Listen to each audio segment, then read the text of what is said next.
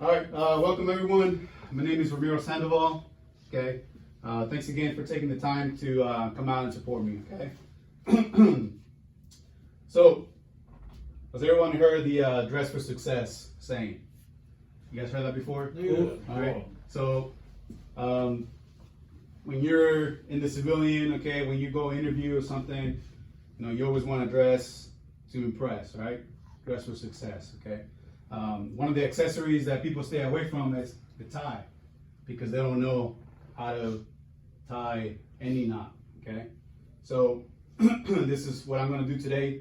I'm going to show you how to tie a Windsor knot on your necktie. Okay, so I conducted a survey last week, and I asked 20 people if they knew how to tie a necktie. Okay, surprisingly, only 4 out of 20 told me that they could. Okay, so this is why one of the grounds that I wanted to give this speech. All right, so first let me give you some background on the necktie. Okay, it kind of is debated. Okay, people think that back in the 17th century, when the 30-year war in France with King Louis, okay, hired some Croatian mercenaries, okay, to come fight with them. All right, and this guy showed up fashionably. All right, they were wearing this piece of cloth that had a tie around their neck, and people believe that's where they came from. Okay, King Louis liked the fashion, he adopted it. Okay, and soon the whole Europe, was starting to wear that as an accessory. Okay, it spread through Europe. Okay, went to England, and then England, of course, you guys already know the history, came to America. Okay, so we adopted what is now called the tie, okay, the necktie. So it kind of started back in the 1920s. Okay, the necktie that you know as the necktie, okay, for the wear, it started back in the 1920s. Okay, there was a tie maker. Okay, his name was Jesse Longsdor. Okay, he kind of invented a new way to cut the fabric on a tie, and as a result, is the new tie that you already know that we wear. That's what the result was. Okay, with this new style of cutting the fabric, people could do knots in different ways. So that way, we adopted the new wear of the tie. So with the new way that people started messing with or started experiencing with the tie, right, became the Windsor knot. I don't know if you guys heard of the Windsor knot.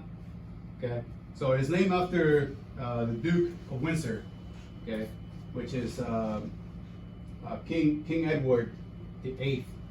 All right, it was named after him just because people think that he was one of the ones that actually adopted that kind of knot. Okay, so which is today the knot that we're going to practice today. Okay, so just to show you, this is everybody knows this is your tie, okay, that you get with the service uniform. Okay, all right, so the first thing you want to do is obviously you put it around your neck. Okay, you want to have the longest part of the tie. Okay, you want it to be between the second and third button of your shirt. Okay, it all depends how tall are you, what's your frame, what's your body frame. Okay, to me, what works best is between the second and third button. Okay, next you're gonna do an X, right? You're gonna cross it over. Okay, it's gonna form an X. Right? You're gonna go under. Okay, you're gonna go across. Tracking. All right. The next thing you need to do is you're gonna go over. You're gonna go behind it, and you're gonna go over back again into the hole. And this is gonna give you a nice V shape. Okay, everybody see that? All right. All right. Next thing you're gonna do. Okay, this is one of the simplest step. Okay, all you have to do is you're gonna brace that. Okay, you're gonna brace the knot. All right. You're gonna go under. You're gonna come out of the hole. Okay, everybody following? All right. And here's where people have difficulty. Okay, the texture of this military tie doesn't kind of give you the best benefit. Okay, but with any other civilian attire, any other ties, it'll be a little more flexible. So you're gonna stick it in there. okay, in between, and you're gonna pull it through, all right? That is a Windsor knot, all right? Now you're gonna need to adjust it, okay? You guys see how it's like a triangle shape, okay? So the way you adjust it is you pull it tight, pull this tight a little bit, okay? You go back in here, okay? Everybody see that nice triangle form, okay? That's basically your Windsor knot. It's pretty simple once you get the hang of it, you start practicing, okay? So all it is just put it on, okay? You adjust it the way you want it, okay? That's all it is. The best thing is that you can take it off, okay? You take it off, it's already shaped, all right? If you want to practice, all you have to do is pull on the same end. It comes apart, okay? That was a step-by-step on how to tie a Windsor knot, okay? So,